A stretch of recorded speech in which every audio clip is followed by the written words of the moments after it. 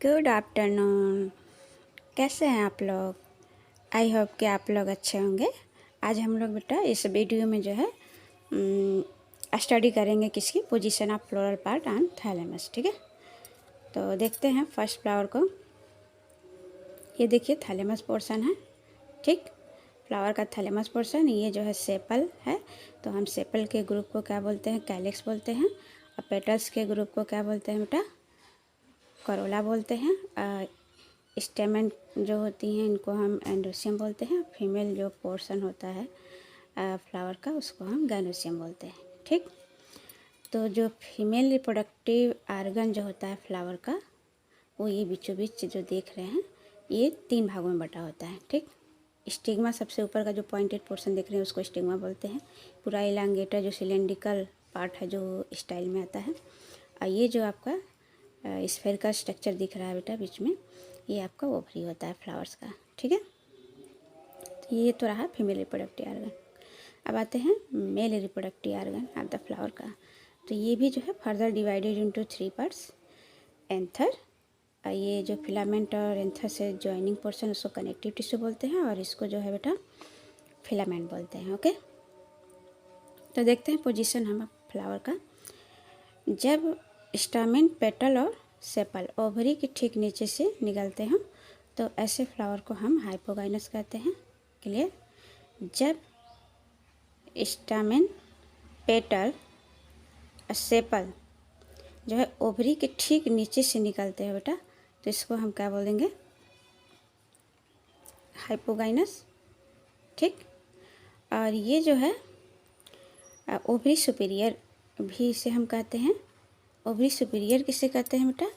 ये ovary superior इसलिए से कहते हैं क्योंकि ये भी जो स्टामेन और पेटल और जो सेपल होते हैं ये ओवरी के नीचे से पाए जाते हैं, इसलिए इसको हम ओवरी सुपीरियर बोलेंगे। ठीक है ना? फॉर द एग्जाम्पल जो होता है ये पाया जाता है आपका ब्रिंजल में, चाइना रोज में और मस्टर्ड में पाया जाता है। ओके, आते हैं नेक्स्ट फिगर पे। ठीक है, ये फिगर जो है इसको देखिए ध्यान से। जैसे कि आप लोगों को बताए ही हैं हम कि ये आपका स्टामेन होता है, पेटल होता है और सेपल होता है। ये फीमेल रिप्रोडक्टिव आर्गन होता है। तो ये उसका जो है ओवरी पार्ट होता है। तो कह रहा है कि इस फिगर को भी गौर से देखिए बेटा। ये कह रहा है कि जब स्टामेन, पेटल और सेपल ओवरी के बीचों बीच से निकलता हो, सेंटर से निकलता हो, ठीक है, तो ऐसे फ्लावर के पोजीशन को हम क्या बोलेंगे?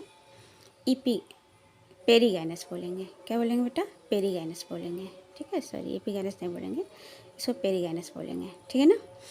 तो फिर से देखते हैं। जब स्टामेन, पेटल और सेपल ओवरी के बीचों बीच से निकलते हों, ठीक है, अनदर पार्ट से निकलते हों, तो उसको हम क्या बोलेंगे? पेरीगाइनस बोलते हैं।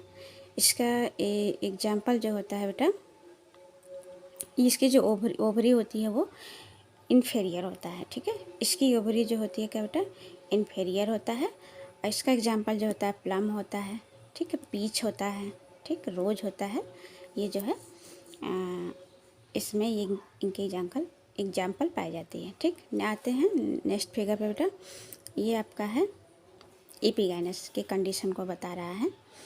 तो कैसे बता रही है? देखिए आपका ओवरी है फ्लावर का, ठीक है, तो इसमें जो स्टामेन है, पेटल है और जो सेपल है ये ओवरी के ऊपर से निकल रहा है, बिल्कुल क्लोज है, ओवरी के ऊपर से निकल रहा है। तो ऐसे फ्लावर के कंडीशन को, ऐसे फ्लावर के पोजीशन को क्या बोलेंगे हम?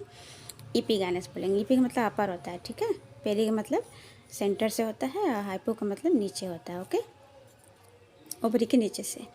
तो इनकी भी जो है ओवरी इन्फीरियर होती है। इनका जो एग्जाम्पल है बेटा वो होता है कुकुम्बर होता है, ठीक है, गुआवा होता है, ये एग्जाम्पल है इसका। Okay, thank you, best of luck.